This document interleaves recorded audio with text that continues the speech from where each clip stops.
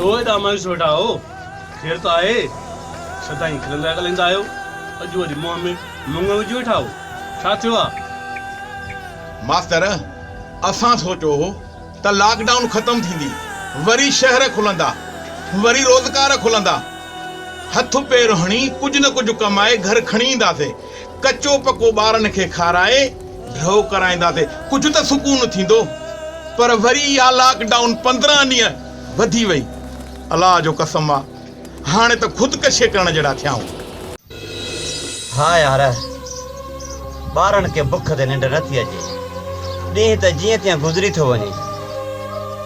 जॾहिं यार ॿारनि खे राति जो बुख थी लॻे न त रड़ियूं रियां था कनि, पोइ आराम कोन थो अचे। हाणे त यार कुझु ॿार बुख ते बीमार बि थी पिया आहिनि। हा मास्तर, काथे रही किरोना, हाणे त बुख ते ॿियूं बीमारियूं लॻियूं आहिनि। मास्तर, राशन जो ऐलान ॿुधी कुझु आसरो थियो हो। 300 घर ते 5 कटा यूसी चेयरमैन कंहिंखे ॾेई राशन मिलियो त कोन, पर राशन जो ख़ाली कटो अखियुनि ॾिठो बि कोन। मास्तर, वरी इहो ऐलान थियो 12,000 जो।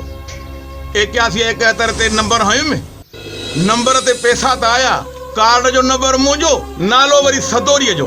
अड़े न सदोरी मुंहिंजी ज़ाल, न मुंहिंजी भेण, न ओड़े में न पाड़े में सॼो ॻोठ डुकी बीठो, सदोरी मिले ई नथी जो मूंखे पैसा मिलनि। जे टाउन ते तो वञा त आर्मी मोचड़ा थी हणे, वरी था चवनि हबीब बैंक वञ, ओॾे तो वञा धिका था मिलनि, वरी था चवनि नेशनल बैंक वञ।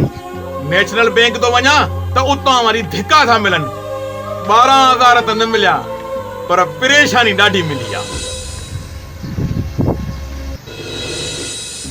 यार मुंहिंजी ॻाल्हि ॿुधो, मूं सोचियो आहे हर महीने जी पघार मां घर खणी वेंदो आहियां ऐं उहा पघार मां पंहिंजे बचनि ते ख़र्च कंदो आहियां। हिन महीने जी पघार वठी सिधो मां हेॾे आयो आहियां। यार मूं सोचियो आहे मुंहिंजा बच्चा सुख सां सुम्हनि, पेट भरे सुम्हनि ऐं अव्हांजा बच्चा बुख ते सुम्हनि। इहो सही न आहे यार।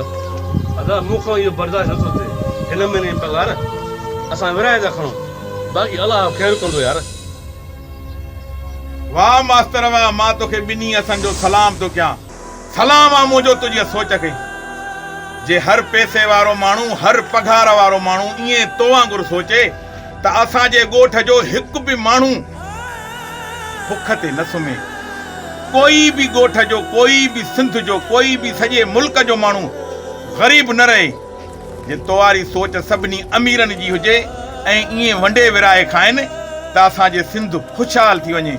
असांखे न हुकूमत जे 12,000 जो इंतज़ारु रहे, न राशन जे कटे लाइ कंहिंजे अॻितो वञी हथु झलियूं ऐं उते असांखे धिका मिलनि। वॾी महिरबानी मास्तर, वॾी महिरबानी जो तो असांजे बुखायल बचनि जे लाइ सोचो। असां तोखे वरी बि सलाम था कयूं तुंहिंजे सोच खे।